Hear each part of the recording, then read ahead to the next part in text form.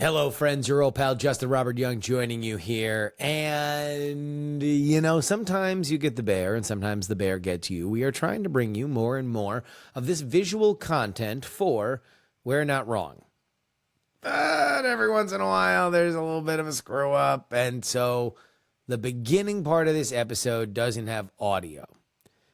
And so instead of just reading 17 comments saying, hey, there's no audio, we're just going to leave that part for the podcast only. So if you want to listen to the audio only version, you can do it. It's a lot of banter. It talks a little bit about Super Tuesday, a little bit about Nikki Haley, but nothing all that big. There is one element that's really unfortunate, and that is there's a visual aid to the beginning wherein I talk Andrew Heaton through the viral Willy Wonka experience in Glasgow.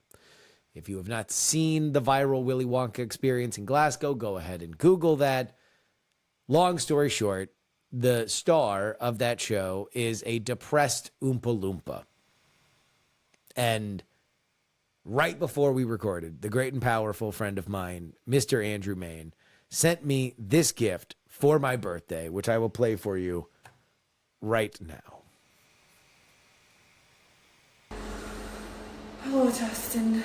It's your favourite Oompa Loompa here.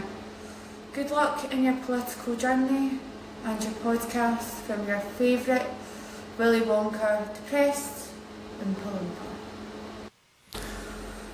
Hello, Justin. There we go. There we go. So we now join the rest of our We're Not Wrong episode already in progress. That's fantastic. Oompa Loompa doopity dee indeed. From Austin, Texas, I'm Justin Robert Young. I'm Andrew Heaton. And I'm Jen Briney. And we're not wrong. On this edition of the program, we are going to talk about Nancy Pelosi's Nvidia play, as well as California's new minimum wage law with its possible carby carve-out. Nom, nom, nom. That in your email. I'm trying to think if there's any other stuff from Super Tuesday that we haven't covered, but now it looks like it's the general election has begun. It's Trump v. Biden with this. I mean, if Nikki Haley dropped out, I don't know who the other Yeah. Republican would be at this point. Yeah, it's the Chungus stands alone. God. The It Trump is. stands alone could be a great David McCullough book about our time. So bleak. But yeah, and Biden is he's got a State of the Union, what he believes will really start his campaign. You know what? I could see like somebody like Biden who is eschewing the spotlight more than usual, not doing a State of the Union address at some point, and I would immediately like whoever that is by 25% more than I currently do. I would love it if a president just went, "I'm going to send you a memo on the State of the Union instead of this monarchical bullshit." Yeah, but President Biden can't keep hiding in the basement in this election. It worked in 2020 because Trump was president and was chaos and there was COVID and there was just a lot of things where he could kind of just like ride under the radar. He's president now and we're really concerned about whether or not his brain is functioning properly. He needs to be communicating with the American people. Yeah, that's true. And I'm curious to see, like, can you read off a teleprompter and get through this speech? That's what I'm watching it for. Not even for policy at this point. I just want to see if he can do it. He'll do it. Oh, I know he'll physically do it, but Yeah. like, will he blank out a la Mitch McConnell in the middle of it? Like, You know, what this will would be a great, happen? because like remember like when I can't remember the guy's name. There was a Republican congressman back in 2010, 2012 who yelled out, "You lie!" Yeah. President it was Obama. Joe Wilson. Joe Wilson, right? He was He was at the Trump rally. his office was next He door was to my in office. I do South some of his Carolina. staffers. Heckling now could just be like, name the 40th state. Like just like random. Where were you yesterday? There's a guy. Who's the vice president right now?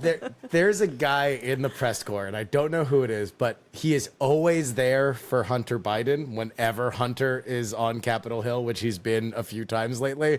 And he just has perfected the art of waiting for the first silent moment so he can scream a question that involves crack or cocaine. When he was walking around, it's just like, "Are you on crack right now?" And then Poor Hunter. there was on one when he did his deposition for the oversight committee, and he's out doing his interview.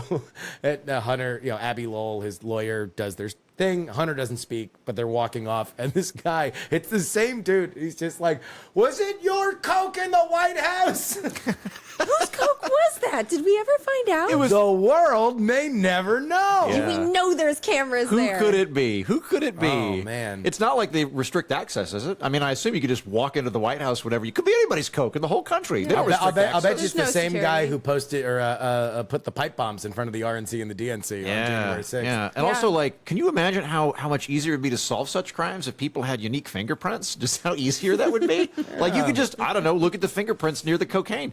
That was never done because fingerprints don't exist. They're a myth. It's true. Anyway, this is our pitch for our Daily Wire show. In November, U.S. Representative Nancy Pelosi executed a significant financial move, purchasing 50 call options in the Nvidia Corporation. The transaction valued between $1 million and $5 million and pinpointed approximately 1.8.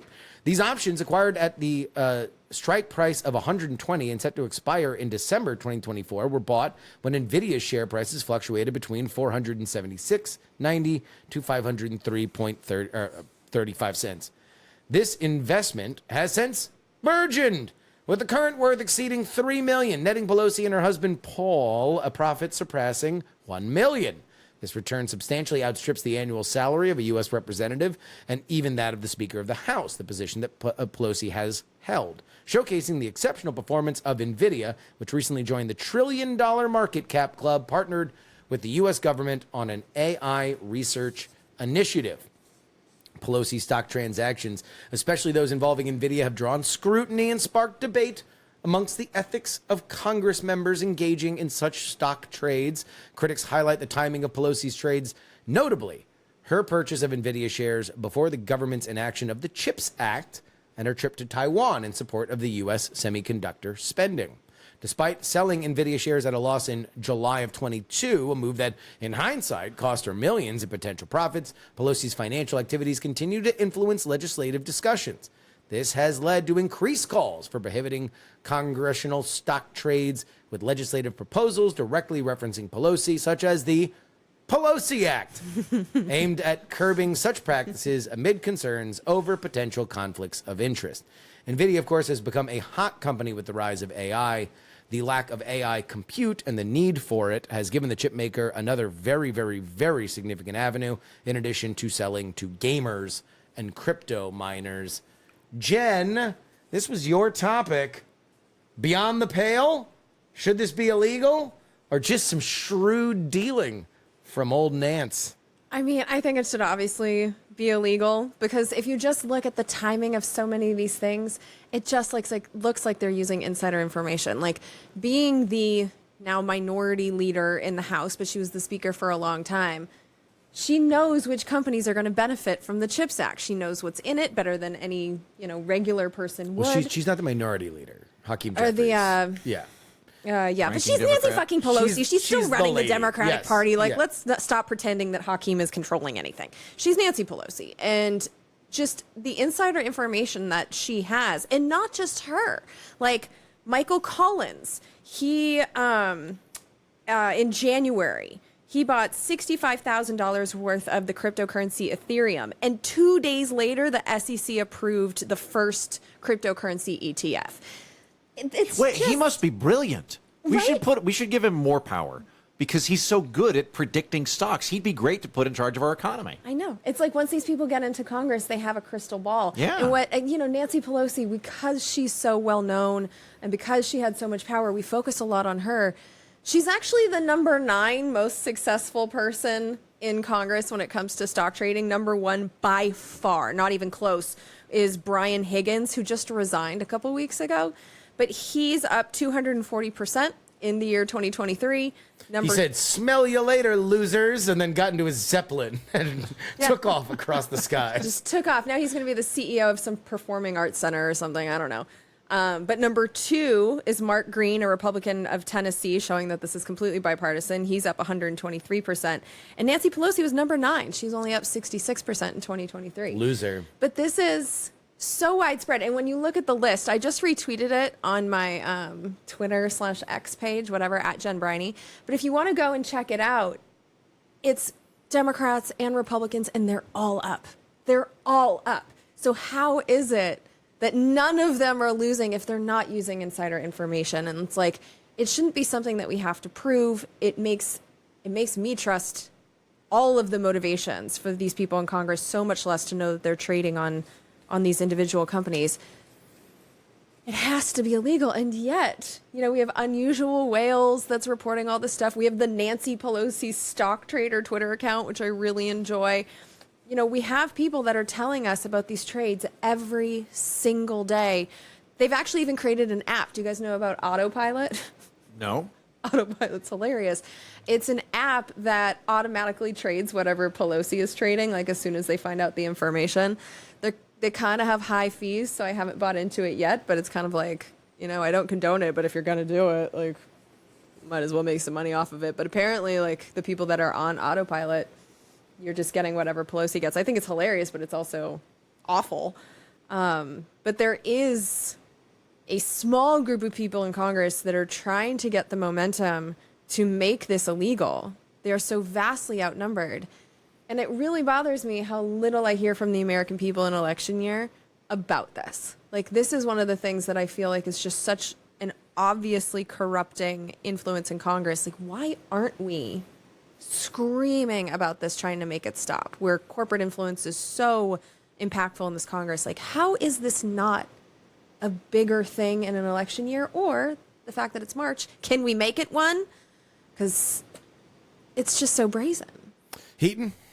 Yeah, I agree with all of that. I think that there's a vast opportunity for corruption. We've previously discussed this before on the program, and I believe one listener wrote in, I've not checked the veracity of this, but the listener wrote in and said that even so, with all of this inside information, that the politicians making money off of it still tend to underperform the market as a whole. So that is to say that they're both corrupt and incompetent.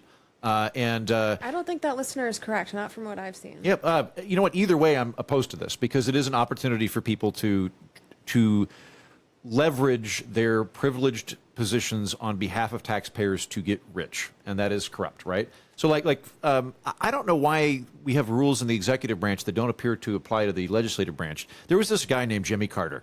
He was president of the United States back in the late 70s, early 80s. Mm-hmm. And this Jimmy Carter fellow hailed from Georgia, and we made him put his family farm, his peanut family farm, in a trust that was managed by an independent board of directors. And their mandate was just try to make it profitable. You're holding on to this property while Jimmy Carter is the president. At the end of his term, it will be returned to him. You are making all decisions. This way, there is no way Jimmy Carter can, I'm going to put in weather vane subsidies for bonds. Like, he can't do anything like that, right?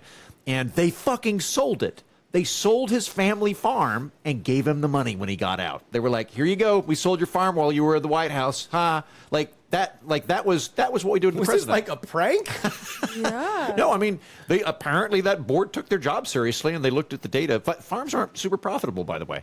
And so Did he that. want it sold? He did not have any legal recourse to stop them because he had given it to a trust on his behalf while president. That seems like a dick move. I agree, but it should show you the severity with which at times we have called politicians to account in terms of their ability to meddle in the economy. We're not doing that with members of Congress. This is such a giant loophole. I think legally it's probably all perfectly fine at the moment because what happens is twofold.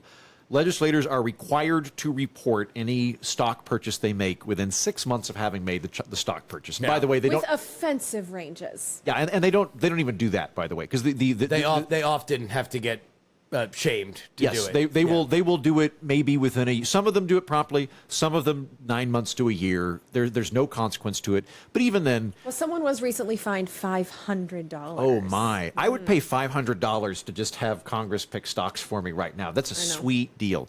Yeah, they're required to report these vague movements, but when you're using privileged information like this, 6 months is not sufficient to give anybody else in the country knowledge on what you're up to. And what happens is you're cooking up bills behind closed doors, or maybe you're even doing a meeting that only Jen Briney and the whole entire country is watching on C-SPAN. And most people are not going to have that information, even if it's technically legally available to them. And it would seem to me that a very simple fix for this would be, if you are entering Congress, your stock assets have to be in an index fund. That's it. If you own stock while you're in Congress, it has to be in an index fund. If the economy goes up, that goes up too, but you don't get to pick and choose. You don't get to regulate things to do it. And we got to keep our eyes on this. Like some of the other things that members of Congress have historically done, and some of them have gone to jail for. I believe Denny Hastert was imprisoned, if I'm not mistaken. I think what Denny Hastert had done was he had purchased a bunch of cheap land in Texas and then put a highway through it and increased the value of it considerably. Well, that's a nifty little trick if you're in a position of power. The time-honored way to make money if you're in politics is just to get really good speaking fees. And that's how people make money. Book deals. So I would do all this. The other thing I would do is on the staffer end, if you are legislating or regulating a industry, you shouldn't be allowed to work in it for 10 years. And that includes people that are, say, like at the FEC or the FCC, or the FCC. If you're working in the FCC, you should not be allowed to go work in the private sector for 10 years because there's a Federal clear Communications yeah, Commission. Yeah. like if you're working in the FCC, you shouldn't go work in cable television. It makes sense because you know the industry, but if you want to work in a position of public trust where you have the ability to lay down the rules for the private sector, you should not have any potential conflict of interest that's going to do it. And what I would do in part to compensate for this, because staffers don't make a lot of money, one of the reasons that we have such a revolving door with lobbyists is that, and I know that we have staffers who listen to the program, please feel free to write in and either correct me or confirm my suspicions here. Unless you are a chief of staff or perhaps a legislative director, you're not going to start a family in Washington, D.C. on legislative assistant money, certainly not on staff assistant money. So we have staffers who, rather than remaining with a member of Congress for a period of time long enough to build up that institutional knowledge, they go there for 3 to 4 years, and then they take the parachute and they go work as a lobbyist, because now the lobbying firm can capitalize on all of their contacts. And what I would pay staffers more. I think staffers are underpaid. I think that we actually, and I say this as a very limited government guy, I think we get very good bang for our buck as taxpayers on legislative staffers. And I would rather have a system where they were incentivized to stay in the institution and actually build a career there than go in the institution long enough to get the props to become a lobbyist. That is not something that I want. Yeah, and it's interesting you bring up incentives, because I keep thinking about how many people we have in Congress who are millionaires. And the incentives, like, why would someone who's a millionaire want a job that pays $174,000 a year? Well, if you're getting these, insider info stock tips, like, that's really lucrative. That is an incentive to stay in Congress as long as you possibly can. That is 100% selfish. Has nothing to do with representing your district, but it's a way to keep having this ahead of the game information that makes it easier for you to trade. I think that there are easier ways to get insider information than to be in Congress. But once you have it, I mean, we know how easy it is for an incumbent to be reelected. I just don't think that that's a driving reason why people go to Congress. I think it's why they stay. I think it's one of the reasons I think why they they stay stay. because they like being a congressperson. They like the power and the money. So I think there are plenty of people that run for Congress because they're narcissists and they want the attention and they want the love. So I don't think people, I think money's probably secondary to why people enter Congress. That being said, it is still a corruptive influence. It's not on my program yet, but I just interviewed Adam Andrzejewski from the Open the Books, which is very, very different personality types and outlooks, but kind of a similar job to what Jen does. So whereas Jen is going through bills looking for Easter eggs or dingleberries or just things people slip in, Open the Books is going through budgets at the municipal, state, and federal level looking for excessive spending, padding, and ways that that federal employees are remunerating themselves beyond what a taxpayer would want. And it was an extremely disheartening conversation because the big takeaway that I got from him was not that corruption occasionally happens, it's that it always happens unless there's a spotlight shined at it.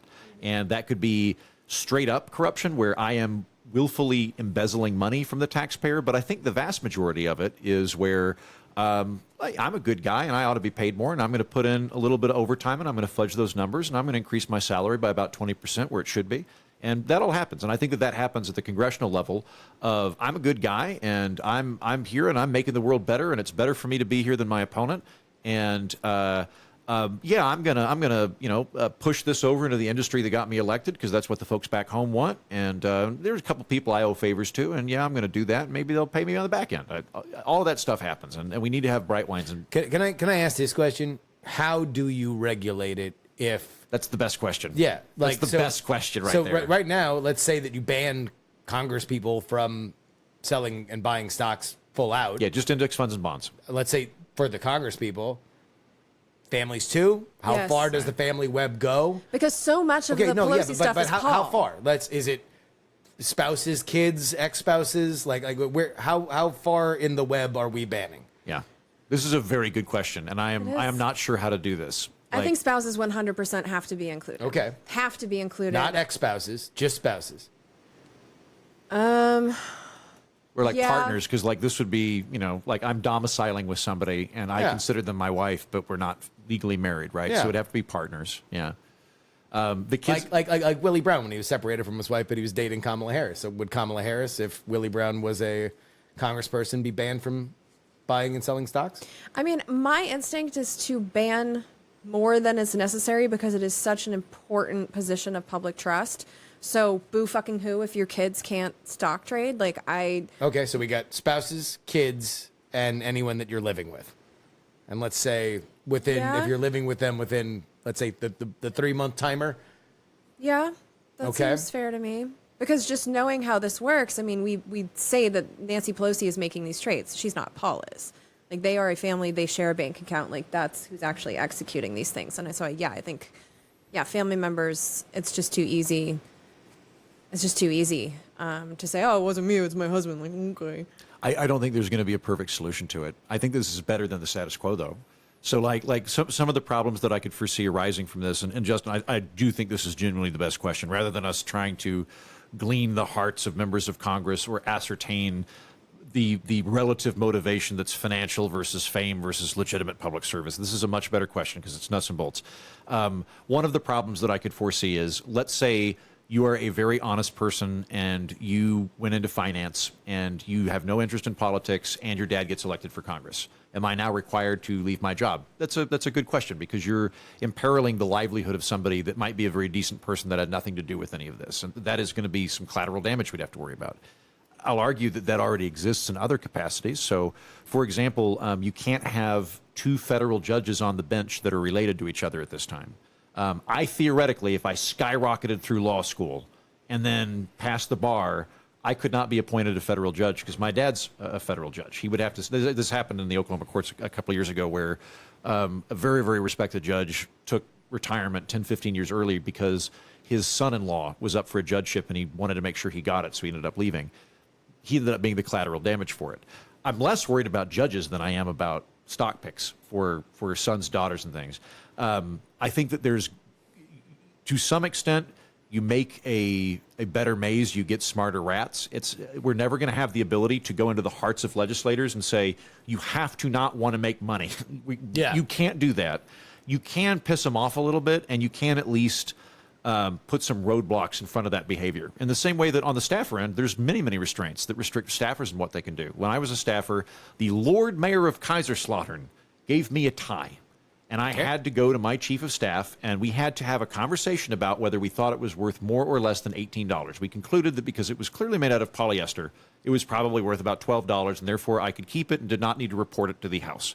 Had it been over $20, I would have had to report it to the House. Maybe they would have let me keep it. Probably it would have gone into some archive alongside the Ark of the Covenant. I don't know. Before I was on the Hill, you could really, I don't want to say bribe, you could really juice up staffers. You could, like, your lobby outfit could throw a lobster dinner. Sometimes they give watches. And the House came in, rightly, and put in some firewalls there sadly, about 3 years before I came in, to where you could now give finger foods and booze. You couldn't have sit-down meals. You couldn't give out physical presents worth more than $15 or whatever, which is why the Chinese embassy would give us USB drives. Thanks, Chinese embassy, for those free USB drives. I think that there are still going to be staffers in that environment who figure out a way to get around the system. But just saying there are going to be problems is not a good argument to not having any type of lattice work to try and preclude them. Yeah, and I just want to be clear that I'm not trying to like get into the hearts of congressmen, but I look at the situation now. Like when I was a child, the people in Congress were my parents' age. And now I'm 42 and the people in Congress are my parents' age. Like they haven't left. So when I look at like My dad's almost old enough to run for Congress. There He's you in his go. early 70s. Yeah. He might become a senator at some point. 10 more years and you get big president. Yeah. Exactly. Yeah, so when I look at the lack of turnover, I do have to wonder, would Nancy Pelosi have stayed in Congress for 40 years if her and Paul weren't able to make the trades and make Yes. the amount of money that they Yes. could if she was only making $174,000 a year? Yes. I don't think so. No, I mean, she's among the most powerful people in America. She's also Why one would of the you- why most would you rich not- people on the planet, and that wouldn't have been the case if she didn't have the She's ability not one to of those trade. rich people on the planet. She absolutely is. She's worth over $100 million. That is extraordinary That's wealth. a lot of money, but there's a lot of very, very rich people in America.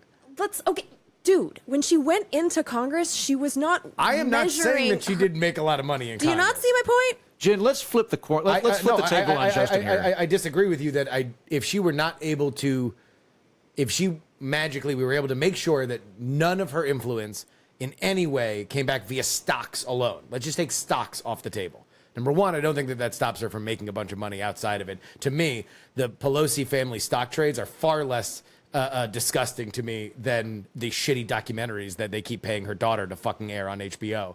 But that's not where the $100 million came from. The $100 million came from Paul's trades. And if he wasn't allowed to or do the trade other in millions of 40 ways that the years? most powerful person in America gets influenced by money coming in on various different things. But 40 years of preventing that, because she's in Congress, I think they might have made different decisions. When she was approaching her 70s and now her 80s, I think they might have said, like, maybe we step back, go into the private sector. Because is that the reason why Strom Thurmond stayed in for as long as he did? I'm saying it's a factor. I don't know about Strom Thurmond. We're talking about Nancy Pelosi. I know, yeah, but if we're talking And about people like another her situation that are where- making enormous amounts of money. I don't think it's why she stayed. How about this? That's my point. I think that she wouldn't have stayed for 40 years. I think there's a lot of factors what come into running for Congress over and over again, and I think your ability to make $100 million is a factor. I partially agree with you both. Justin, I don't think people go to Congress to make money, and I don't think they stay in Congress to make money. I think that it has a lot more to do with ego, power, influence, love, and narcissism. Bingo was his name out. That being said, But they do make that being said, without needing to look into a crystal ball, I think the presumption should be for voters that congressmen are crooks. Like just the presumption should be that there's self-interest and we need to be on the lookout for it, and the system should be designed to limit the capacity for self-interest to come at the taxpayer expense. Agreed. Yeah. I mean, I think that we should put hurdles up. The one unintended consequence is that I think we can all agree that sometimes the people that go to run for Congress are not, we are not sending our best to Capitol Hill often. And an argument for why is because it is onerous to have people that might otherwise be good servants of the United States to go and serve in Congress. That the slings and arrows of politics are rough enough, but the more restrictions you put on them, the more that somebody that might otherwise do a good job says, I don't know. The new Briny Act that bars my children from trading. My son-in-law works at a hedge fund, so it would kind of fuck his career. I don't want to imperil that, so I'm not going to run. Yeah, but I look at someone like I lived in Oakland, not San Francisco, but let's say I lived across the water in San Francisco and I wanted to run for Congress. I'd be running against Nancy Pelosi, who, using her insider knowledge, has been able to amass $100 million. That does put me at a disadvantage, too. So there's going to be disadvantages for regular people. And I think the amount of money that these people are allowed to rack up for themselves to run for re-election, to have different lifestyles than the rest of us, I think that is a factor that we need to take account for here. Like, I can't run against someone who has $100 million to spend. It's... Justin, what firewalls would you put in place? What do you think would be a better... My Heaton solution is you can only buy index funds and bonds, and it's no one in your immediate family. That's it.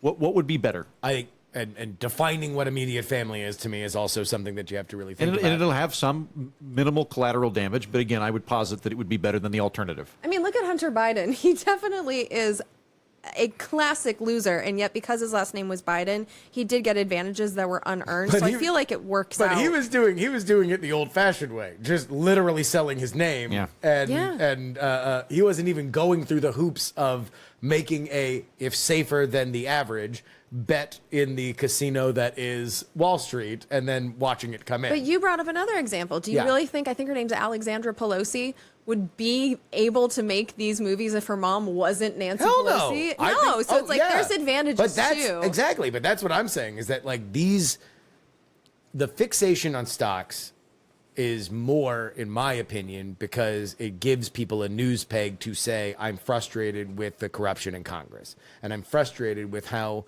our culture of political celebrity allows benefit to people that I think are either not worth it or out and out crooks. And so while I understand it as a problem, I think solving it is a trickier issue than we can blithely say, well, this shouldn't be allowed. Okay, well then how? How exactly are we going to stop this from happening? Because it's hard to keep that information in and, to have them not benefit from it on some level, even if it's just relaying it to a friend and then they make money and then on the back end coming out of Congress, they wind up getting paid for I it. think to switch metaphors here for a moment, we're not going to get a wall. We can get a speed bump. You're not going to be able to stop this behavior. So theoretically, let's say So right now the speed bump that we have is not sufficient. No. Okay, so we want a better speed bump. I want a better speed bump, and Okay. and they're still going to get around it. To be clear on this, so we say you can only buy index funds, you can't pick stocks. My guess is that you would see a lot of members of Congress that have higher income. I think we pay members of Congress $170,000 a year. 174 minimum wage. 174, which Hell is yeah. more than the median salary in the United States. When you think about maintaining 2 residences, one of which in the most expensive city in America, that basically precludes anybody that's working class or even middle class from doing that. But so you've got people that have a certain level of affluence that are coming in. Probably they're going to start buying REITs and basically investments in residential portfolios, or they're going to start investing in other things that they have insider information for. But stocks would be the most liquid and the most responsive of the things people could buy, and so that would be a natural place to start in terms of beefing up those speed bumps. Well, and even if we wanted to take baby steps towards this, there was an idea. It was in the Stock Act. It passed. It was signed into law by Obama in 2011. I don't know if you guys remember. There was a 60-minute special. It had John Boehner and Nancy Pelosi as the top people that they were highlighting how they were making money in the stock market. And so they passed the Stock Act, the Stop Trading on Congressional Knowledge Act. And the idea in there was actually a pretty good one. It was that these people had to report their trades. I don't remember if it had to be exact numbers, but I think that would be helpful. But exact numbers, immediate reporting, and it would have to be listed on a publicly accessible website that is not password protected so that okay, fine, you can trade, but the public is going to know about it and they're going to know about it right away. And this was also valid for the president, the vice president, and their chiefs of staff. And as it was going into effect, they gave themselves a year. I remember it like it was yesterday. The Republicans passed a gutting of that through the House of Representatives. They got the unanimous consent of an empty room. Eric Cantor did that on a Friday. That Monday, the Senate did it. It was Senator Chris Coons that passed that through an empty room. And that website doesn't exist. And now they're able to pass, when they do submit their reports, like the Nvidia trade, it was between 1 and 5 million. The ranges are just absurd for what we see here. And as you said, it takes 6 months for them to actually show them to us. They show them to us in paper form. That's what they're able to submit them in. And so the people at Unusual Whales are collecting these pieces of paper and they're doing the physical work that was supposed to be automatic in the Stock Act. And these selfish sons of bitches very quietly, in the sketchiest way possible, gutted that law. So even minor things, not stopping them from trading, just letting us know what they're doing. These same exact humans made sure that we couldn't see it 10 years ago. I'm still angry about it. So it's we can take baby steps towards this, but the status quo is just completely unacceptable. Maybe, listening to that, maybe the trick is not to try and come up with firewalls. Maybe it's just greater transparency, because it is going to be a bit like trying to push the air out of a balloon. If you push down on one thing, it's going to go somewhere else. That's going to happen, right? They're going to start buying, gold or real estate, or I don't know, buy boats that have some sort of tax provision in them. Having something that is immediately responsive and very publicly available, where instead of I bought some amount of stocks and I have to report it within 6 months. If it was immediate in any investment you did for any member of Congress. Exact numbers tomorrow. Right, and there's no preclusion. You can your family can do it, but like if you buy real estate, you have to report it that day, or that week or something. Within a very realistic but tight time frame. Certainly with stock, then you could have like Republican and Democrat ETFs, and then we would have an argument about whether that's ruining the country, because then people would vote based on which ETF's going higher. Yeah. Yeah, I mean, Dare to that's the dream. least we can do is to put some sunlight on it. Because like you said, that person that you interviewed said that like the way that this stops is if you pay attention to it, if people are aware of it. And the way that it's reported now, it's just not good enough. Patreon.com/we're not wrong. Come on, guys. We had an unusual Wales segment. And in our Patreon, we're going to have a Victoria Nuland segment. Gen heads are eating this week. I'm just going to sit back and smoke a pipe while Jen does that. I'm not even going to talk. Do you know her? Do you know who she is? I know who Okay. Victoria Nuland is. We dated briefly in the 90s. She was kind of hot back then. Yeah, she was smoking hot back then. It was a Yeah. fun time. It was a good 6 months I had. But I feel that it would be inappropriate of me to talk about Jesse on the show. So I'm going to defer to my colleague Jen and just sit back and smoke a pipe and think about the good old times. Back when I Jesse? worked for the later, she went by that with her friends. Oh, gotcha. She actually goes by Toria. What kind of I don't know where elitist this goes by went. Toria? Patreon.com/we're not wrong. You'll get whatever this is going to bloom into. Patreon.com/we're not wrong. Let's swing on over to our favorite golden state of California, where Governor Gavin Newsom, a figure increasingly visual on the national stage, has some local concerns and allegations of favoritism toward a campaign donor connected to the Panera Bread franchise.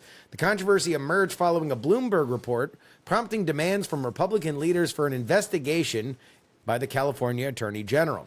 The issue centers around a specific example in the new minimum wage law for fast food workers, raising a suspicion of bias.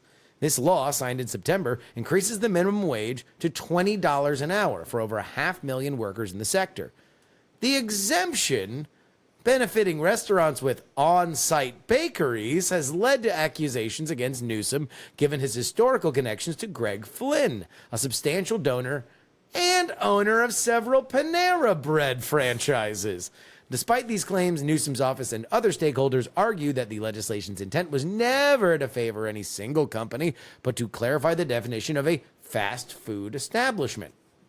The fallout from this report has rekindled memories of Newsom's past controversies, particularly the French Laundry incident, which had previously spurred a recall effort against him. That was during lockdown. The governor's office has vehemently denied any wrongdoing, emphasizing that Flynn's Panera franchises would not benefit from the exemption under this law's specific conditions. Union leaders and other legislative participants have also supported this stance, asserting no individual company was meant to be excluded.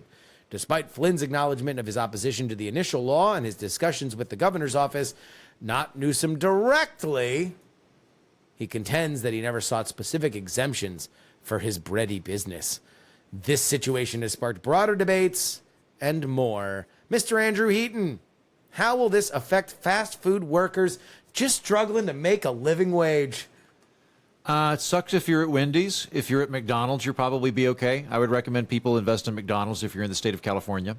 I don't think that this was an act of corruption. I think that is kind of a lazy talking point that the Republicans have fallen on because they don't want to have to explain economics to the people of California, who I think are smart enough to handle it.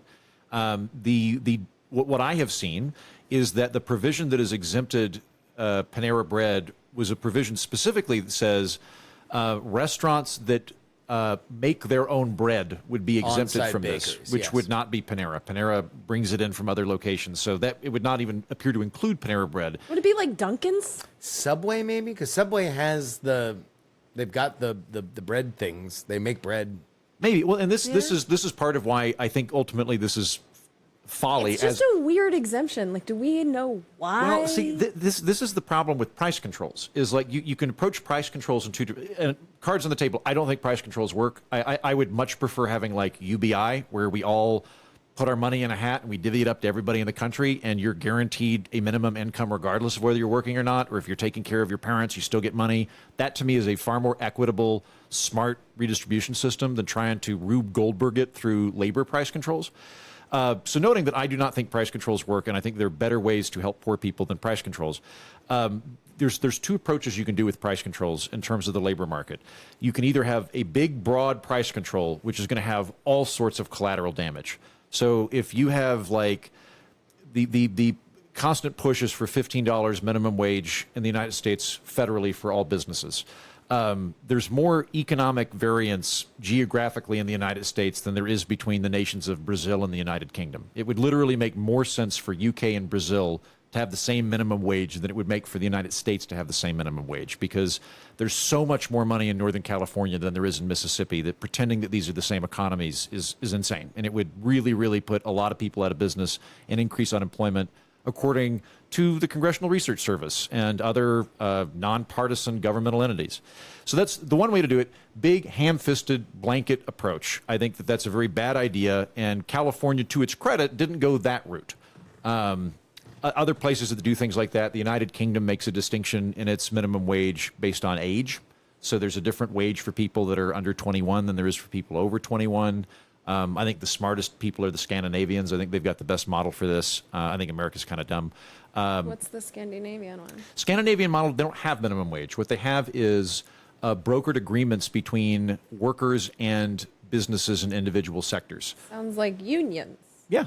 And that would be fine. I would be fine with that. I'm fine with collective bargaining, and I think that makes a lot more sense to me. Where, like, I think Vigard, who's a fan of Justin and mine, and probably Jen as well now, has written into me about this. And Vigard, if you're listening, feel free to correct me on the record here. But what they will do is say, like, the Grocers Union or Grocers Association or whatever will sit down and negotiate with the grocer owners, and they will say, we want these higher wages, and the grocer owners, who obviously want to keep their money, also know what the bright line is of bankruptcy and can go like, look, like if you go for that, literally we all go out of business and nobody gets a job. And they're able to go, okay, well, the grocers are going to have this minimum wage that is their agreement, but that might be very different than the tech sector. That might be very different than like the longshoremen, because there's different economic scenarios and different profit margins, right? That to me is the smartest way to do it, is collective bargaining between employer and union. Having the government set price controls is the dumbest way to do it. What they're trying to do to get around that in California, which they've kind of done in New York. New York a few years ago had a minimum wage law they rolled out where they at least had geographic and income variance. So I don't remember what the exact numbers are, but what New York did was it went, there's different zones for minimum wage. New York City's a high wage area. New York State is a lower wage area. And we're also going to have a different set based on how big your company is. So they were trying to shield small businesses from being afflicted by wages that a larger business could withstand. I think that that's a smarter way to do it. I still wouldn't do it because it's still a price control, and I think it's ultimately a fool's errand. California was approaching something like this with their minimum wage law. Presently, fast food workers in California get $15 an hour, and it's going to be raised to $20 an hour specifically for fast food franchises that have 60 or more locations across the country. Now, you have to be really careful with all of this because That's pretty big. It is big. Now, it will affect mom and pop people, because if you have one location and the wage increases for your competitor next door, you may not be able to compete with them. You may not be able to pay people that high, and you'll go out of business. Is this I'm okay for with that. franchises or franchisees? I believe it's for the franchisees. And this is So where if you own 60. I don't know. I don't Okay. know. I believe it's for a business that I believe, I could be wrong. I believe it's for a brand. So like McDonald's would be Gotcha. affected by this. Wendy's would be So affected you by can this. own one McDonald's, and that could be what you poured your entire life savings Yeah. into, and you are Yes. subject to this. It's You- not only the people that own 60 Right. McDonald's franchises. Yes, and I think, I mean, even there's enough variance here that I still think that this is a really bad idea and a dumb law. I think it's going to help McDonald's. I think McDonald's is going to come out of this great because it's going to knock out some of their competitors. It's going to speed up their all-robot locations, which they've already been debuting. Well, Yeah. what McDonald's has preemptively said is they're just going to rise prices. They're just going to pass it on to the consumer. So McDonald's will make the exact same amount of money. What's going to happen, I think, is when you look at the fast food market, fast food profit margins. Remember, businesses have different profit margins. Tech has like an exorbitant profit margin. sit-down restaurants have a razor-thin profit margin. Fast food restaurants have a profit margin of like 5 to 9%. That's what they're working with. Labor is about a third of the cost in the fast food industry. So profit is revenue minus expense. 1/3 of the expense is labor. So you take like McDonald's, which has a very high profit margin, around 30% nationally. I don't know what it is in California, but it's around 30% nationally. They can take that on the chin. So if you put this rule into effect of $20 an hour, McDonald's is just going to increase prices on consumers. So they're not going to really be affected by it. But they could theoretically absorb that and remain profitable. When you look at lower end companies like Wendy's, Subway, Pizza Hut, they have a profit margin of around 9 to 10%. And you crunch the math on this. If you increase the cost of labor, you go from $15 an hour to $20 an hour. That's 1/3 of their cost.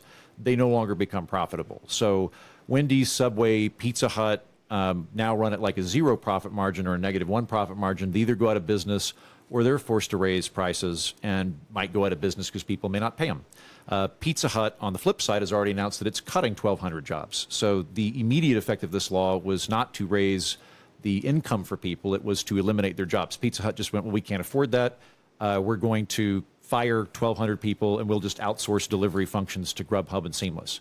I don't think you can get granular enough with price controls where you're not going to have this collateral damage. And what people really want to do is just go, if you're a big company, you should pay your workers better. And what tends to end up happening is the big companies can withstand what you throw at them, and they end up using the law as a bludgeon to get rid of their competition. And I think that'll probably happen here. I think that like McDonald's is going to do well at the expense of Pizza Hut. We'll have a more consolidated industry. We'll have fewer businesses competing, and McDonald's will be fine. And people on the edge will end up getting put out, and unemployment might very well rise. Sounds like some big business gobbledygook. Jen, you going to set this bootlicker straight? Yeah, I don't buy it. I think if you have a lot more people earning a significant wage increase, if you have people that are able to, have money left over, those people are more likely to go out in their community and eat at Pizza Hut and eat at Subway or anywhere else, because these are not life's essentials. If you want to eat and save money, you go to the grocery store where you're not taxed on basic food and you cook it at home. You don't have to go out to eat, but if you are going to, if you want someone else to cook the meal for you, clean up after you, and do all of that stuff, you pay for the labor. And if that means that you pay an extra $1 for the crappy McDonald's hamburger, so be it. But I do think that it lifts the boats of the entire community to have people have enough income to be able to go to those places. So you are creating more customers by having people not living on the edge. By increasing the legal wage floor for fast food workers, it will increase the economic output of everybody. It'll raise wages for everybody because they'll have more money to spend in the community. Like this is a way to just raise. It's going to raise the wages of the people who have actual. Unless go they're from fired. 15 an hour to 20 an hour. If Pizza Hut, I don't know anyone who eats at Pizza Hut. So they might have a problem with the fact that people aren't eating at Pizza Hut and now they can't afford their labor because they don't have enough business. And one of the reasons they might not have enough business is because people in the community are living paycheck to paycheck, can't pay their rent, so they're not ordering pizza. They're buying food at the grocery store. So yeah, I do think there's an effect where you create more customers when people have more disposable income. Why don't you just increase it to $50 an hour and then just lift up the whole economy in California? Barbara Lee said she wanted Barbara to Lee, do. yeah, in Oakland. That's what she said, is that beyond fast food, just $50 an hour in general. Yeah, I mean, if this is a way that if increasing the minimum wage just increases the overall economy, why not put it at $100? Why not put it at $200? And that's where we're headed if we don't decide to do something about inflation in our entire economy, allowing these businesses to keep jacking up their prices for no good reason. We know that a lot of the inflation, I saw a stat and I can't give you a source, I don't remember what it was, but it was like 40% of this inflation that we're seeing is from basically corporate greed. It's not because their costs have raised so much that they have to do this. It's because they are padding their stock dividends. And as long as this is literally what Biden is running on. This is a very greedflation. Greedflation is what they're calling it. And shrinkflation. I'm going to call bluff on this.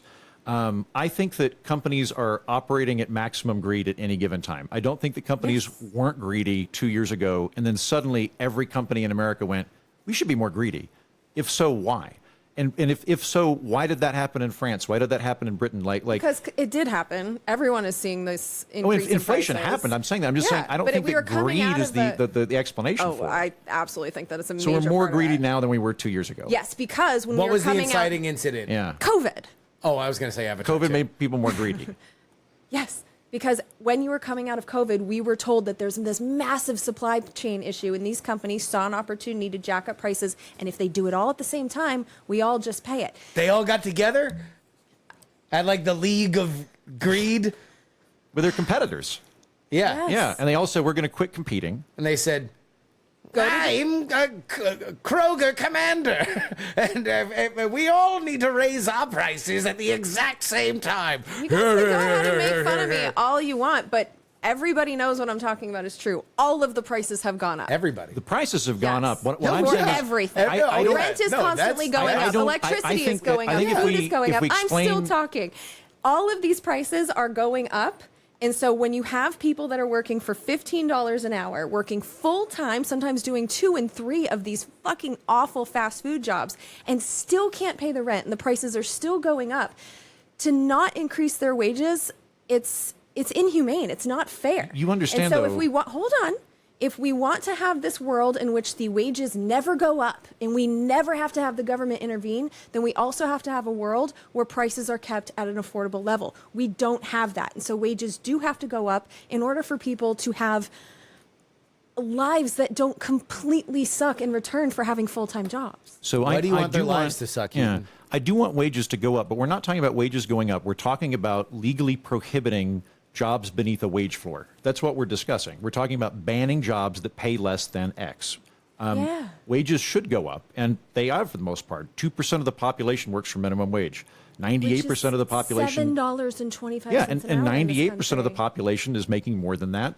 2/3 of the American population makes $15 an hour, and And it's why not. is that? Is it because local governments have said that you have to do $15 an hour, and therefore No, all it's of these because companies you- are you have businesses- started in Seattle? It is not because because every single municipal and state government in America sets the wages of every single employee. That is not the case. The market is dictating those prices overwhelmingly, which is why 2% of the population is working for minimum But wage. the market didn't start doing that until state and local governments started demanding $15. Once What? a government started it, then these companies had to pay it, and then other, like, I the don't- fight for 15 has been a thing don't for a think while. that there are 50 states with $15 minimum wage on a No, it state-by-state started basis. It started in Seattle, but it is something that caught on, and government intervention was something that had to happen to say that, like, oh, the market just decided to increase labor costs out of the goodness of the market's heart. No, Like, it's not out of their that's heart. not It's how because it they're works. competing with each other to get people. Like prices are a function of supply and demand and competition, Well, and that this happens in labor competition markets. isn't working well enough if there's a significant proportion of people in this country aren't making a living wage. To back up, though, you understand that it's minimum wage or zero. It's not 15, it's 15 or zero, right? Like zero is always an option. It's always an option to just have zero. What are you talking about? If someone's doing a job, you cannot pay them zero. No, they Oh, would not God. have a job. Okay, so Yeah. I'm going to reiterate this point earlier. So this isn't crazy neoliberal theory. This is literally just math. If you've got a Don't talk to me like that. if Don't talk to me. That's very rude. I apologize for being condescending. This is something I very much care about. I think that there are a lot of people that are going to be When we talk about hurt. economics, you have said multiple times, and I'm starting to get the vibe now that people that don't think like you, like, don't know math. Let's I not don't do think that Elizabeth Warren and Bernie Sanders do. I think that they are She is a Harvard professor. not in math, not in economics. She's a lawyer. And Okay, well, if she's a fucking idiot, then I must be a fucking idiot who doesn't know math. Well, I think you're taking things a little personally. yeah, I am. am- I find it rude when he says stuff like that when we talk about economics. And Okay. I don't know math. Jen, I apologize. I'm not saying you don't know math. I am what I'm trying to illustrate, and I apologize that I'm coming off condescending. That is not my goal. I'm sorry. What I'm trying to illustrate is I'm not trying to put out just undiluted neoliberal theory. I'm trying to stick to the facts as best I can. When I look at the situation we're talking about, where there are different profit margins, again, McDonald's can take this on the chin, but if you are making 10% profit, you have labor that constitutes 1/3 of cost, and you increase the cost of labor, very quickly you become bankrupted. You become unable to compete. And then If those your businesses. business sucks and you can't compete, yes, you go out of business. That is how it works. So the And that government's- is something I am willing to deal the with. government will- If people who work 40 hours a week are able to pay their rent and Even pay their bills. even if it rises unemployment. Yes. Okay, so I would rather have. Okay, this is a big deviation between us. I think this is kind of foundational. I don't think you create good options by eliminating bad options. I would rather have multiple options. And when you look at the stats on minimum wage workers, it's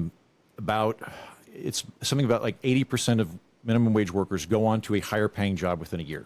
So I look at minimum wage jobs mostly as an on-ramp to the greater economy. What I am worried about, what I'm afraid of is we're going to, in an effort to eliminate bad jobs, we're going to eliminate the ramp, and people are not going to be able to get into the economy. And so rather than them having a higher wage job, we end up destroying the job, making the business go out of business through government fiat, and then they can't get into the economy at all. That, to me, is a bigger risk of somebody being left behind than being stuck at a permanent kind of caste. I don't see a job in which you're working 40 hours a week as a ramp. I think that that is something that if you are working and you are helping a company, especially a company that can own over 60 franchises, if you are helping that company, which is definitely making profits and passing it out to shareholders, you should be able to have a living wage. And if you have it set at $15 an hour, which is not paying the bills, and your option as a worker is to go and work at Wendy's for 15 and not be able to pay your bills, or McDonald's for 15 and not be able to pay your bills, if your options are all shitty and not enough, and yet you're still working full time, then something is broken in that market. And I think it's up to government to intervene in order to make sure that someone who is working full time, producing for the economy, gets their fair share, which is at a minimum being able to have a house, being able to have enough food, being able to have just the basics of life, which people are not able to do right now in California. And I don't disagree with you that people should have access to that. That's why at the very beginning of this, I said I'm in favor of UBI. I think society has an obligation to take care of people. I am happy to contribute to that as a taxpayer. And if that was a thing we actually had in reality, then that is a different conversation. We don't. And that's why when I see California raising the minimum wage, that's what they can do right now. I would be very much open to a conversation about UBI, but that's not the bill that was passed. Well, so we don't have it. That is true. You're right. And in the land of reality, which I veered away from a moment ago, you said that you would be okay with eliminating businesses that aren't doing that. You would be okay with higher unemployment. So when I say like I'm worried about it's 15 or 0, you're okay with people not having a job. You'd rather have people not have a job than a bad job. Let's think about what a job is. A job is, it's like you have a project, you have a thing. A job is making that thing exist. Like my job is to create Congressional Dish. The three of us have this job to create We're Not Wrong. If you have someone whose job is to stand in a Subway sandwiches all day long and serve no one, that is not a job that has a purpose. I think there are cases where the jobs can be eliminated, and that's fine. That's how competition works. And there are Subway sandwiches all over this country that are empty most of the time. So if there is a business that just can't survive by paying that person enough to live, maybe that's a business that doesn't deserve to exist. But there will be other jobs, because there will be projects that need to be done. There will be freeways that need to be built. There will be better restaurants that are invented that people actually want to go to because the bread isn't made out of the same substance as yoga mats. Like, there are other jobs that will be created, as we saw in COVID.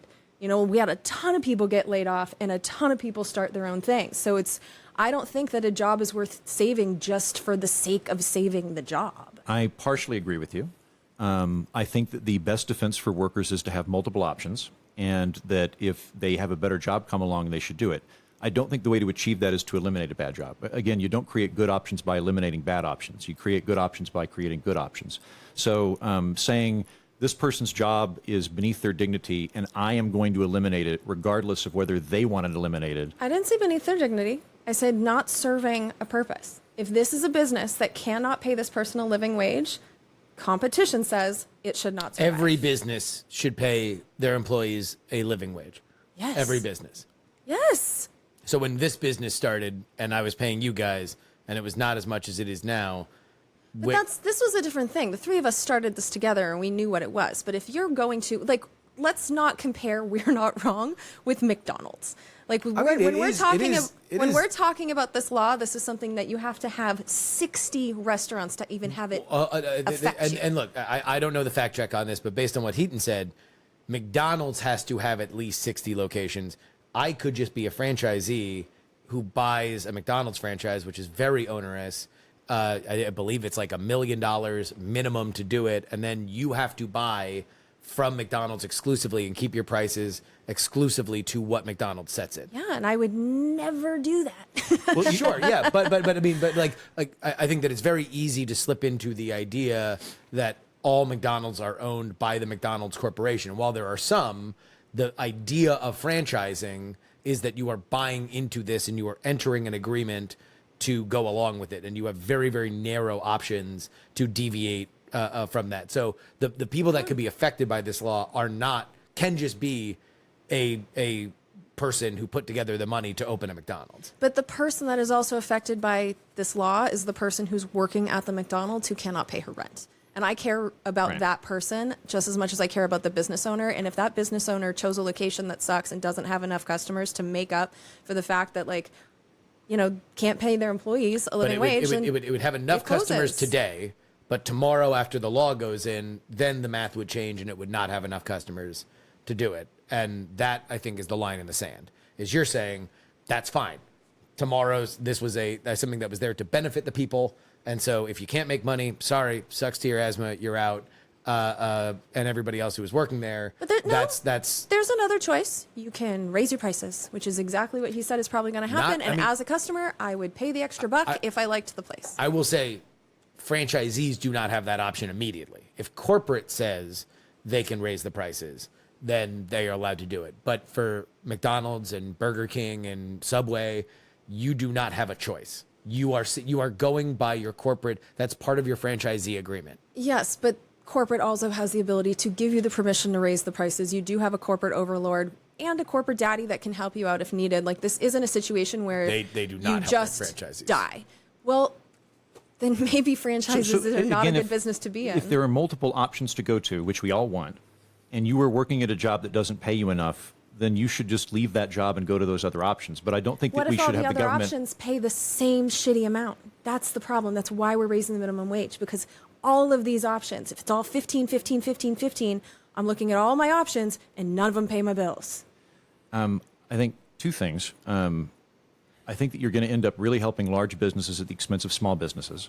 There's a reason that Walmart's in favor of higher minimum wage. If I were living in Wagner and I were a teenager, I might want to go work at somebody's shop for $7 an hour for a couple of years before I move on to something else. But I would still want to have that option rather than having to work at Walmart because they can take it on the chin.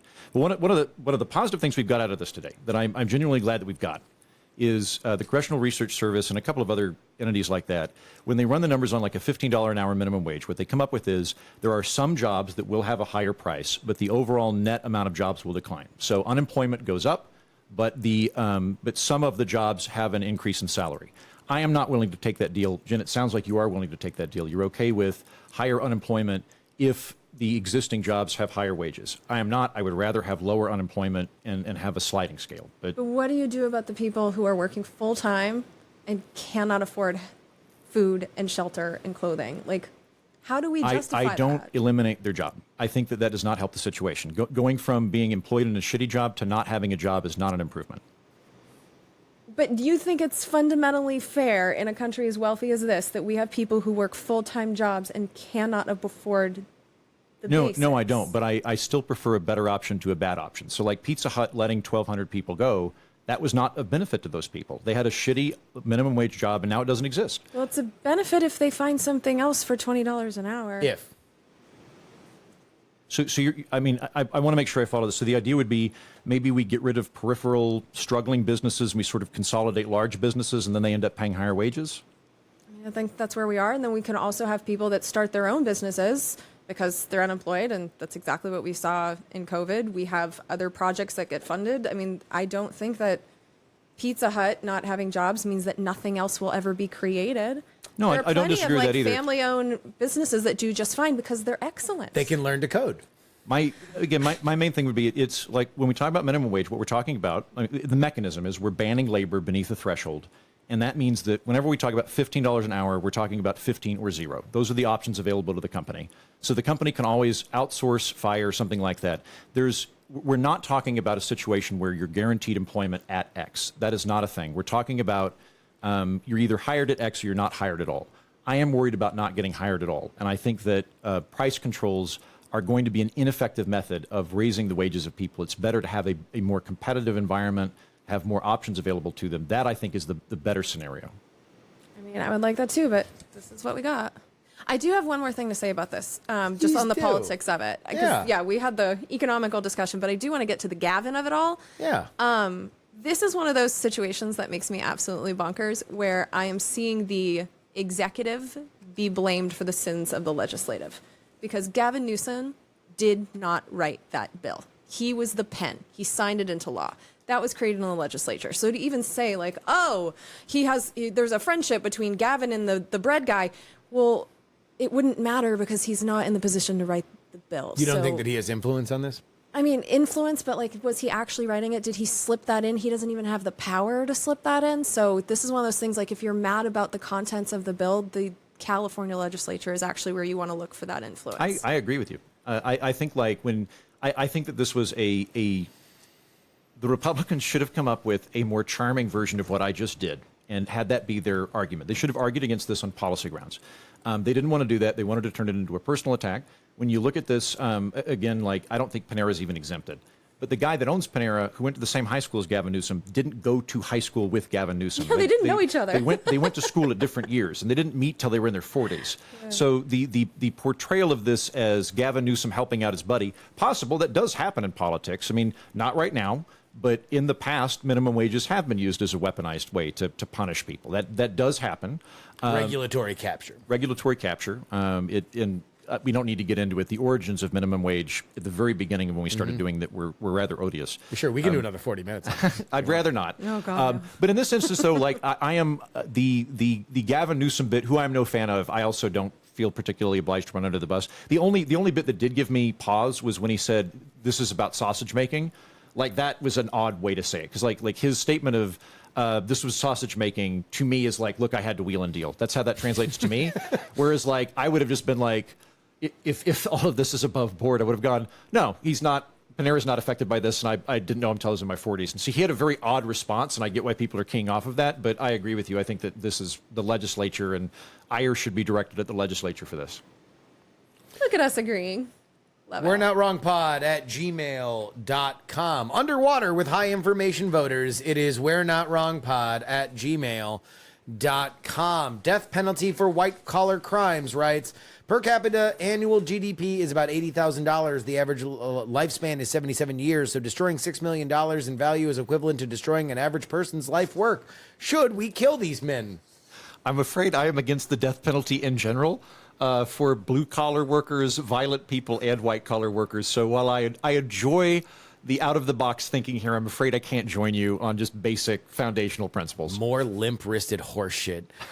What am I missing, writes, I always hear from Jury and Andrew, quote, yeah, Trump is a lunatic, but the rest of the Republican Party is fine, unquote. While Trump is openly planning to replace the entire RNC chair with virtually zero pushback, is the RNC irrelevant to the party? No sarcasm, genuinely asking. Hasn't Trump been vocal on every platform he has about his intentions for office? Do you think it will end after 4 years? I just don't see him not trying to hold on to power by even less democratic means than we already have. The dude has told us what he is going to do, and yeah, the government's got problems, but handing the keys to a man that has proven time and time again that he has no regard for the will of the people, shit's bad, but I can't imagine it's that bad.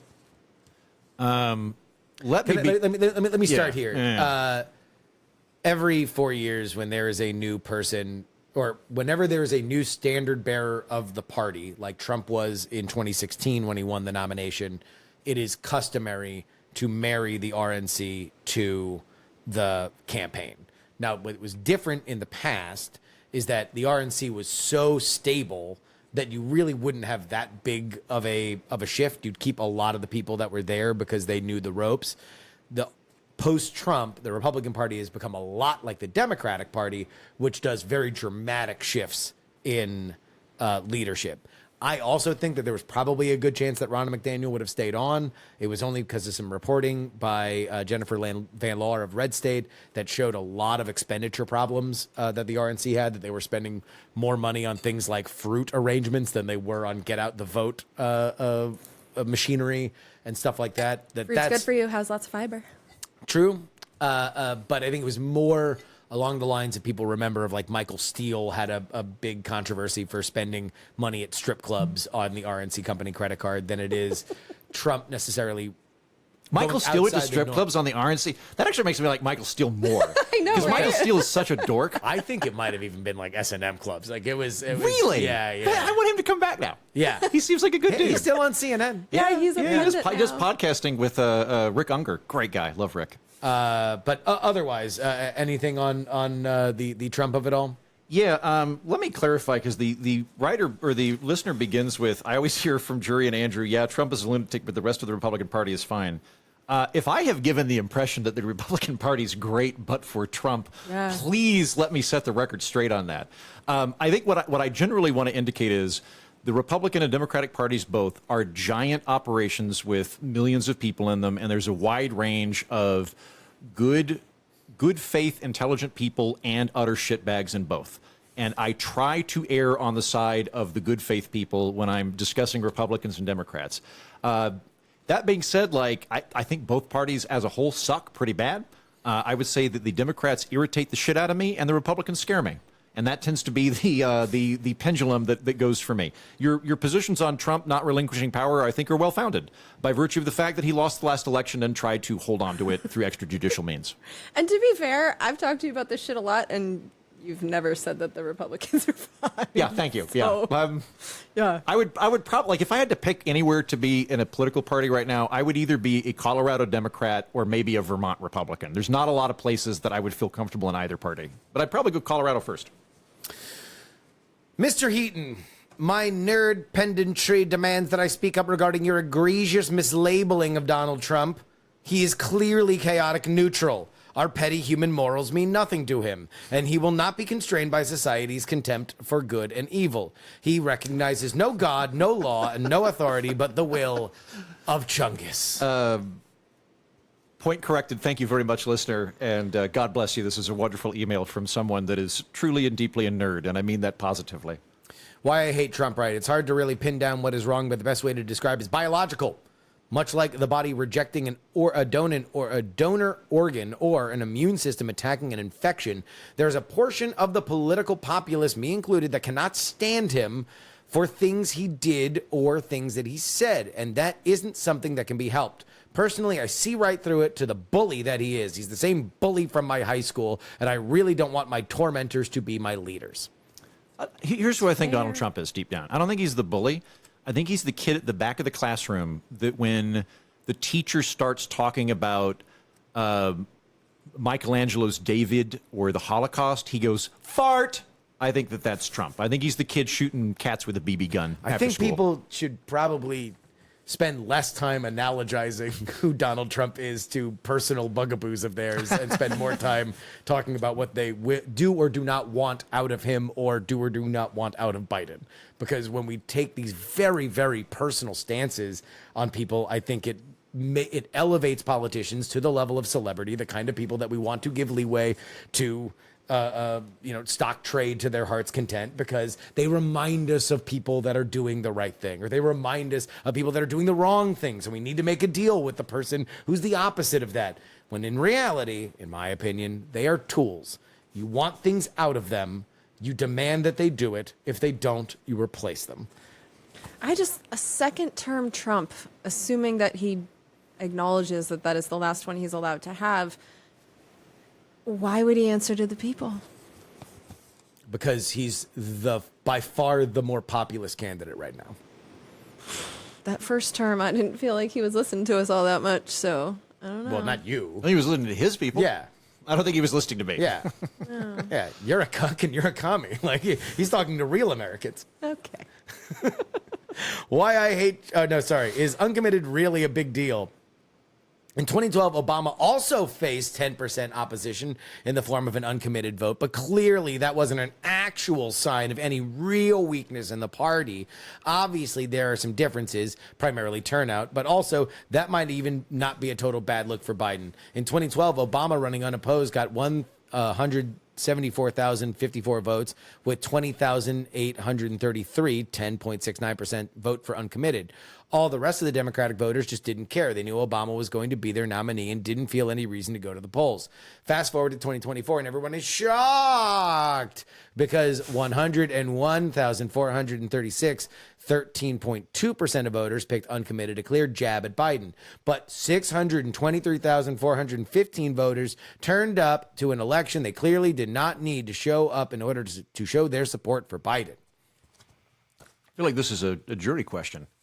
I actually think this might be I'm going to take it. Take it. I think the reason that the uncommitted thing is a story and why when Justin told me on the air that they got 100,000, it was the number of people, it was 100,000 because I knew that this group that had the idea of having people vote uncommitted, I think it was 8 days and $20,000 they had to raise the awareness to do that. It was a short amount of time and not a lot of money, and they still got 100,000. I don't know if that's correct. I think it was more than 8 days, but it was not a lot. Yeah, it was not presidential campaign levels of money. It was short. It was like it was a week-ish. It was two different organizations, and they wound up morphing toward. But yeah, go ahead. But like I heard about it the first time. The vote happened a week later, and 100,000 people did it. So I think that's why people are going like, "Wow, didn't expect that to happen," because that was my reaction. Didn't expect that to happen. So if you're not being a volunteer pundit for the Biden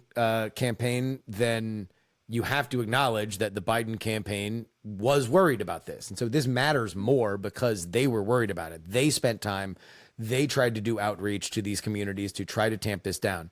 The bigger issue to me is with that 600,000 votes is that it also, like Donald Trump, I think got 30% more in Michigan. Now, granted, that's a competitive primary, technically. This was an competitive primary, technically. But Donald Trump put less effort into Michigan than he would have otherwise if this were, let's say, a 3 or 4 candidate race and Nikki Haley were running more and there was like a Ron DeSantis or something still in there. Donald Trump, I think, campaigned in Michigan 2 or 3 times. He didn't spend a ton of money on advertising. Nikki Haley, her entire political life was essentially riding on her doing better than she did in South Carolina and showing some kind of momentum going into Super Tuesday.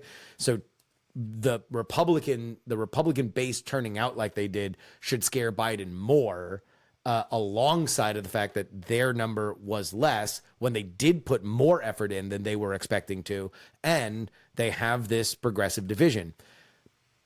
This is something that I think will matter less going forward. In fact, here, I'm going to read this because this dovetails into this point. Pro-Life Remembers writes, I work for a pro-life organization, and in my experience, the anti-abortion movement has certainly noticed Trump's silence. A decent number of activists I know are talking about splitting to a third-party ticket, and I'm interested to see what the numbers say the American Solidarity Party polls in November. I'm going to go to one shot on this. You're all going to suck it up. Every single one of you. All of you uncommitted people, all of you pro-life people, you will all be terrified about the other side of the aisle, and you will go to the polls and you will vote and you will be happy about it. That is what you do always. It's just history. It's what happens. And I know everybody's all goosed up about it now because we're at that part of the process where everybody wants to say, I'm not going to vote. Oh, I'm so mad. You will. That's just how it goes. That's well put. Can I nerd that up? Go. Justin's right. That is correct. So 2 things. Going back to the uncommitted, really big deal. That's fascinating, by the way. I didn't know. I mean, Obama, historically popular among Democrats and in general. That's such a, sorry. It's such a shit talking point. Okay. Like, that was uncommitted historically gets around. And I went back to when it became a line on the Michigan ballot. It gets historically, it leveled out at around 10,000. That's usually where it got. Sometimes it's a little more, sometimes it's a little less, sometimes it's 7, sometimes it's 17, but it's always around there. And it's like a protest vote. So yeah, a party that was very happy with Obama, there was still around that number of people that went out and voted uncommitted. This was a statistical maelstrom. like compared to that. 90,000 votes in a swing state cannot be ignored. And as much as I like to chide progressives and I'll chide pro-life people for saying you'll eventually suck it up and vote for these people, 90,000 votes in a state that's been historically decided by 10,000 votes in the last 2 elections, you should take really seriously. This was a bad look for the Biden camp, and there's a reason why somebody like Chris Coons, who doesn't fart unless he has Joe Biden's permission, is out here saying that there needs to be a ceasefire because they are listening to this kind of pressure. Well put again. All right, so to add a little bit of nerd to this, slight marginal comment here. The balance between independent, Democrat, and Republican is about a 1/3 split at the end of the Clinton presidency, beginning of Bush presidency, and the rise of independents has been increasing since that time. So by the end of Obama's second term, I think independents were more than Republicans or Democrats. By the end of Trump's term, independents were more than Republicans and Democrats.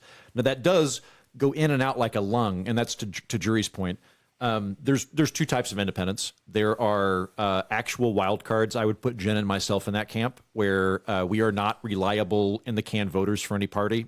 Like, I don't know how I'm going to vote this time. I don't know how Jen's going to vote this time. I would say the amount of actual independence is probably about 20%. And then the vast majority of independents, and I'm not blaming you all, are disaffected, reliable Republicans and Democrats. And I get it, because your parties suck. And so you left. I did too. And you don't want to affiliate them. Good call. I wouldn't want to associate either. But most people that are independents at the end of the day are going to reliably vote Republican or Democrat. And it's kind of a protest measure. Still valid, because it signifies that there's incredible disgruntlement with the 2 major parties. But there's 2 types of independents, and the wild cards are the smaller.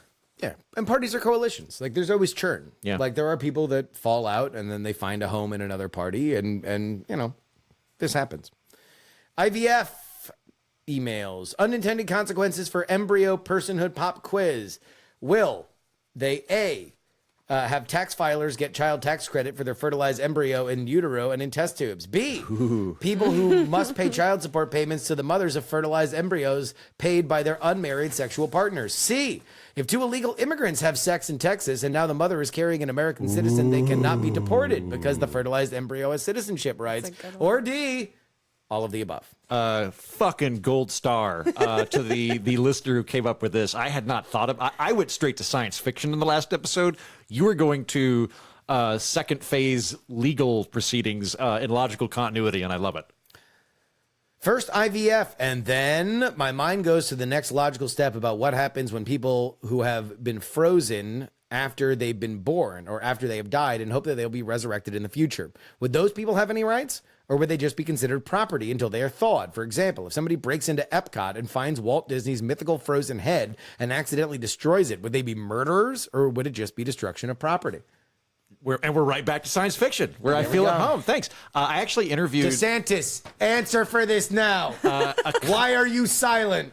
Walt Disney's head isn't really... It's not... a couple of years ago, I interviewed the president of one of these cryonics institutes. There's 2 main ones, and I can't remember their names. But for my sci-fi podcast, Alienating the Audience, I reached out to one of these head-freezing companies.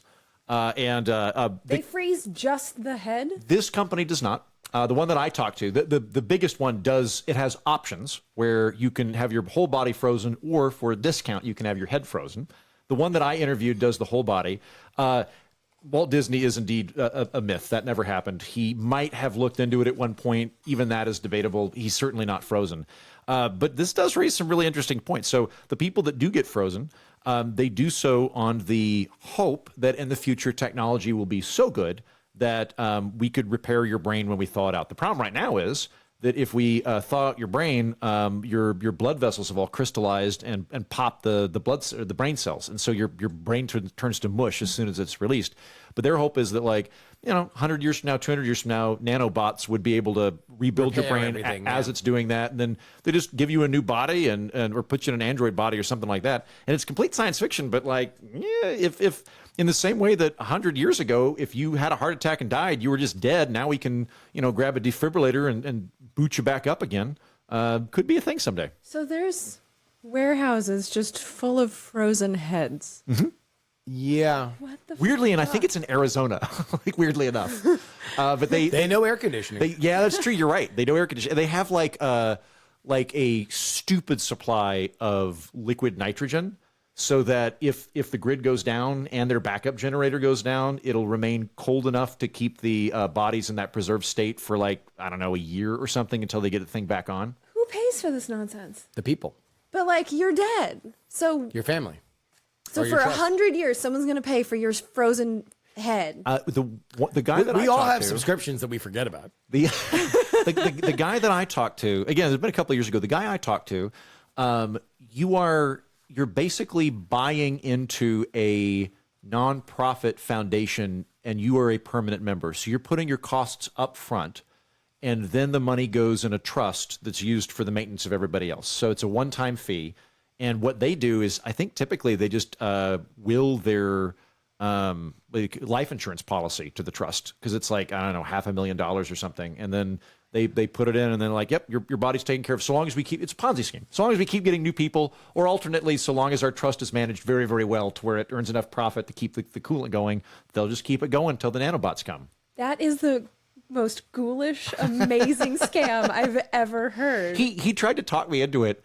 Into having your head frozen, Yeah. or opening one of those things because it's an amazing, profitable scam. Oh no, this is a nonprofit, and I don't think that they're making money on it. I think that it is. These are true believers. These are like Futurists. millennial, futurist Ray Kurzweil types who believe that 300 years from now they will be thought out, and it will be Futurama, and they will get to fly around in spaceships. So they're not making money now. This is going to. I'm not worried about them as a scam. Do they think they're just going to plop their heads onto some like robot body? Yeah, something like that. Yeah. Or maybe they'll download it into it. But he also he was trying to pitch me this in new 2020 body. at like the deepest nadir of my depression, and I was like, I hope I'm fucking dead when I die. Like it was just like really. By the way, I'm fine now, but at No, the time I I was know. like, don't thaw me out, let me die. Like This was awful, a full bottle of wine in the bathtub, Heaton. yeah, this was full bottle of wine in the bathroom. This was Heaton eating Oreos out of a vase with a ladle, Heaton, while watching Picard season 1 in a bathtub. Yeah. A contrite libertarian writes, jury has convinced this libertarian that things like policy or moral character are irrelevant and name recognition is the most important part of selecting a nominee. So I look forward to supporting Chelsea Clinton for the Libertarian Party's 2028 nomination. Hashtag freedom is with her. I think she'd have a better chance than whatever no name the libertarians are Look, going to put and up. I will say what I said about RFK. If you can get somebody famous that will battering ram one issue that does have broad support, then yes, it is better than having a perfect candidate that agrees with everything that 25% of that fucking contentious party agrees with. Like, you're never going to get a broad consensus with the libertarians because they don't have a broad consensus on whether or not the sky is blue. Like, so you It might is if it wants to be. It Yeah. doesn't have to be. Have See, you he ever doesn't seen- just needle us; he needles everyone. Jen, have you ever seen the libertarian debate from when Gary Johnson Oh, God. Got the nomination? Was this the Aleppo? No, this that was was when right he was before the Aleppo. nominee. Okay. This And is so- him fighting the other libertarians for it, where, as I recall, the most contentious thing in it was, should driver's license exist? And Gary Johnson was like, yeah, like, Obviously. driver's license, like Gets maybe we can be straight smarter booed. about him. Yeah. Like booed out of a building. Yeah, yeah. Because everybody else, they show all the clips that goes viral online every once in a while, is all of the other candidates have these like very firebrand, of course not answers, which the funniest is, what's next? A license for my damn toaster? Oh my god! No, I Amazing. did not see that. God, we got to go to that convention. I really think we should. We're going to find out if... All right, no, I'm going to say something mean. All right, just so we're clear, when is going to war justified? When is supporting a war justified? How are democracies supposed to function if their country is a war zone where a majority of voters can't vote safely? Does the U.S. have any place in international affairs? Is it wrong for a third-party nation to get involved in a conflict primarily for its own gain rather than the gain of a nation's side they support in a conflict? I feel like this is a semester's worth of essay I prompts. know. I am like exhausted by even reading. Can I this jump on this question. one? Because the next one is addressed to Please. Jen specifically. Yeah. How about this? So rather than having a rule of when is war justified, I think it's better to think of international relations in terms of best practices. So the best practice for me is be skeptical of war. There are times where you want to have a war World War II is a pretty good example. But I would say the starting premise you should have is wars are bad, peace is good, people that are promoting for peace are on the right impulse, and you have to talk me into a war. So that's it. There might be exceptions to this, but we should all be defaulting on the side of peace. We should all be defaulting on the side of isolation. Yeah. All right, Neville Chamberlain. Wordmonger writes, Jen made an offhand comment that was essentially, it's okay to call Nikki Haley a bitch because she's a warmonger. What kind of war is Haley monging, and what does that word mean to you? Well, in regards to Nikki Haley, it's because there's no large country that she seems to want to have a partnership with. She's anti-Iran. She's anti-Russia. She's anti-China. She wanted to boycott the 2022 Olympics because of That'd solve China. it. That'd put Xi Jinping in his place. When she was the UN ambassador, she advocated for regime-changing Syria and then was proud when we bombed them, even though we're not at war with them. And she even suggested sending troops to North Korea. I mean, they call her a neocon darling for a reason, because every time you have a question of war, she's pretty gung-ho about, yeah, let's do it. So I don't see her as a peacemaker ever on her resume. So that's why I call her a warmonger. I had the opportunity to vote for Nikki Haley yesterday because Texas has semi-open primaries, which is to say that as an independent, you can pick whether you want to caucus with the Democrats or Republicans while keeping your political condom on and not becoming one of them. Mm-hmm. And I decided to go Republican on that because I wanted to send a bigger message to the Republicans than the Democrats in this instance. And I debated voting for Nikki Haley and very closely came to it. I ended up voting whatever we were talking about earlier, uncommitted. And the reason I did that is I do think you can overstate the warmongering tendencies of Nikki Haley. She's not advocating going to war from what I can tell, and I think that's become an overblown talking point. All that being said, what precluded from me for voting for her, and in every other capacity, I would probably love to vote for Nikki Haley. I certainly like her temperamentally more than Donald Trump, a billion times more than Donald Trump.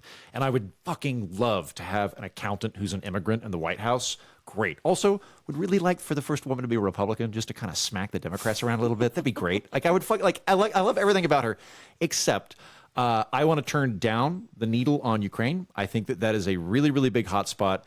I think the division in the country right now in terms of Ukraine is, do we think it's like World War I or World War II? Is it a conflict that we are precipitating and needlessly getting involved in, or is it a conflict that we needed to get involved in harder and earlier to stop it from turning into something else? That's the big division.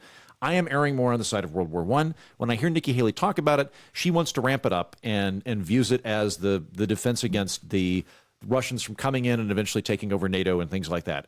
I don't disagree that she has earnestly and truly arrived at this conclusion. Just as when I interviewed Bill Kristol, I think he really believes that stuff. I don't. What I want in a president right now is to pick up the red phone, call Putin, and go, "What do you need from us to quit shooting Ukrainians?"